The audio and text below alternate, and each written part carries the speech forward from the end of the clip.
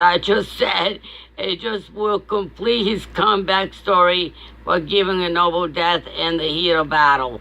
But he's in this movie now, Thor 3, and we expect that movie to be very, very good and very with a lot of action, along with Hulk, and it's gonna be great.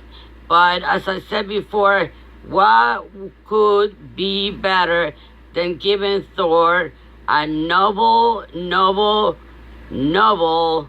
heat of battle, a noble death? And here we have Quicksilver. And Quicksilver, he's already dead. But the killing of Quicksilver may seem as a very hard and weird task, since the character is already well dead. But the Infinity Gauntlet, as I heard, has been shown to resurrect characters in the comics, and it should most definitely be used here as means for Thanos to manipulate on Earth most powerful Avengers, Scarlet Witch, and attempt to draw Scarlet Witch to his side of the conflict, and Thanos should resurrect Quicksilver right before her eyes, and offer new life to her brother in exchange of her loyalty. That's what I think. So now you guys know that one of the stones have the ability to resurrect anybody from dead, and I guess he can do that with Quicksilver. I mean, we see how these characters in comic books, they die, they come back, they die, they come back, then they're dead, then they're alive. I mean, it could happen in the movies. It's just movies, guys. And there's also a speculation by a fan, or more fans, that seem to think that bringing some of the villains together for a last fight will be incredible. And we know that Red Skull is dead. He was, disintegrated when he grabbed the Tesseract. But as I said before, just about, I don't know, 2 minutes ago, that the stones, one of the stones, and the gauntlet has the power to bring people from the dead. And I don't know, maybe Thanos can use it to bring Red Skull and other people, other villains as well, to have that very last big and beautiful fight. And Drax is a good candidate to die, and he's got a lot of reasons, or at least the main reason, to try to destroy and get his hands on Thanos, to get revenge. After all, Thanos is the really one and solely responsible for the death of Drax's family. And let's not forget what happened in the comic books. Spoiler alert. I mean, Drax and the comic books punch a really big freaking hole on the Titan's chest, killing him. So you never know. Maybe Drax will die, or maybe Drax will kick Thanos' ass in order to avenge his family. After all, it's an Avengers movie. And Nick Fury. Nick Fury has been bringing together the Avengers. He's been there from the get-go. Iron Man 2, Captain America, the first Avenger. No, wait a minute.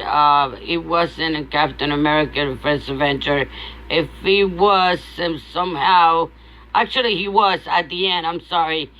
He was at the end of the movie. Of course, he was.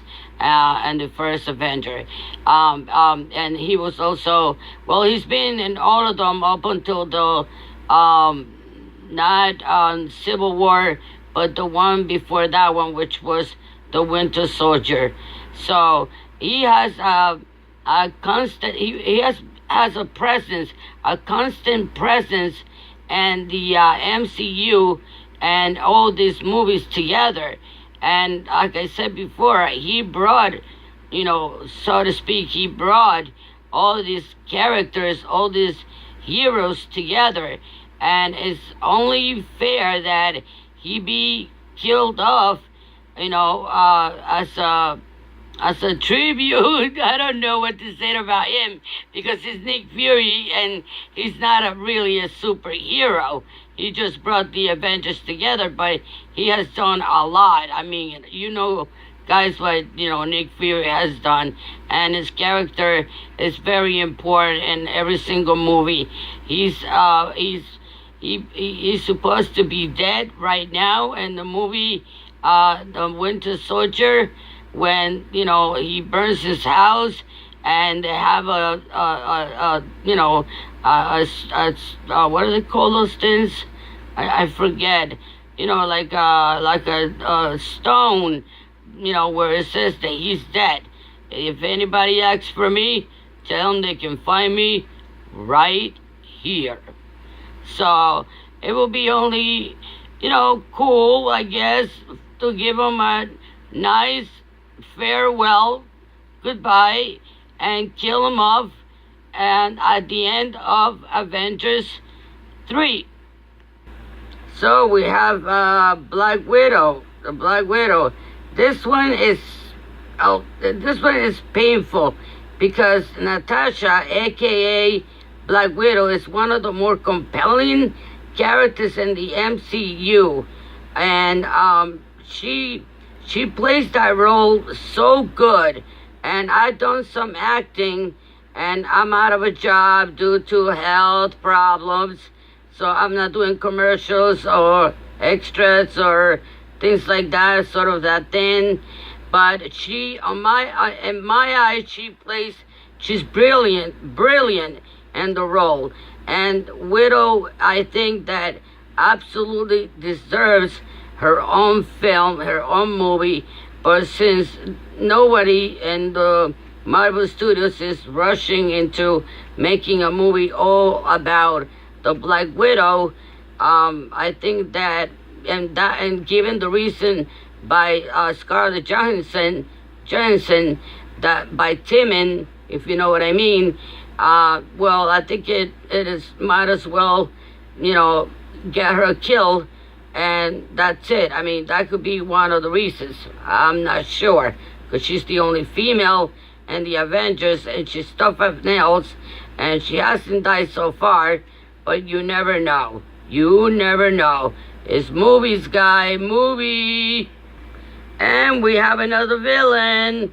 That doesn't mean he cannot get killed. That doesn't mean the villains can get killed.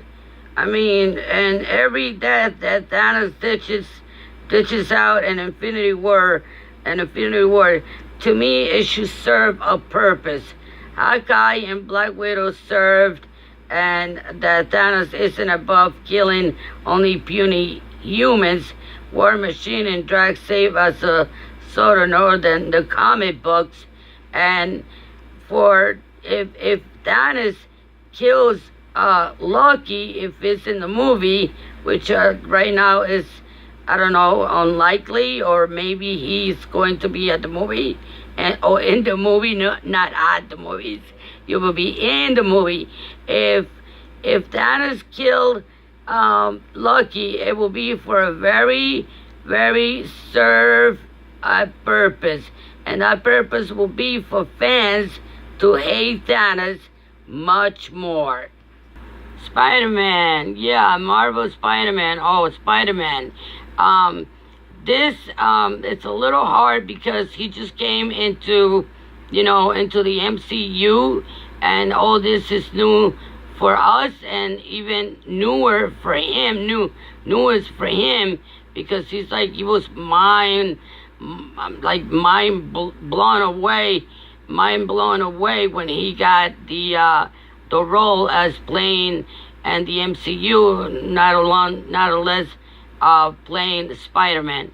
So what's the deal between Sonny and I always forget, and I don't remember very well the other company. I think is Sonny, and can someone help me and leave the comments behind? I'm not behind, below this video, below. Well, if the two companies should come to a disagreement, they can do it very easily. They can just pull him out, pull Spider-Man out, and give him a death, and that's the way that Thanos will be able to kill Spider-Man, because as I said before, the two companies have done a marvelous job doing Spider-Man, but Spider-Man, he has his own moments, and to be honest with you guys, I'm not a big fan, so I'm just gonna leave it there. If Spider-Man dies, I'm not gonna care too much. I'll be sad a little bit, but I won't care that much. But it's a good chance the Spider-Man might be killed, not in the first one, but maybe in the second one of Infinity War. And there you have it. You have the main that started it all, that started MCU. If it wasn't for Robert Downey Jr. playing Tony Stark, Iron Man, there will not be an MCU. If there's any character in the MCU who deserves an ultimate send-off before Infinity Wars ends, it is Robert Downey Jr., Tony Stark. Now, this may seem a little like bad business, like a bad business decision on the part of Marvel, considering that they spend millions and millions and millions of dollars. The first time was $25 million. Then it was 25, then 50 million on Iron Man 2, and then $75 million on Iron Man 3. So just thinking about the man that started it all, it seems like a bad idea to get Tony Stark killed, Iron Man. But I think that the man that started the MCU, and as I said before, deserves a send-off, a good send-off. Since he started it all, I think that if he gets killed,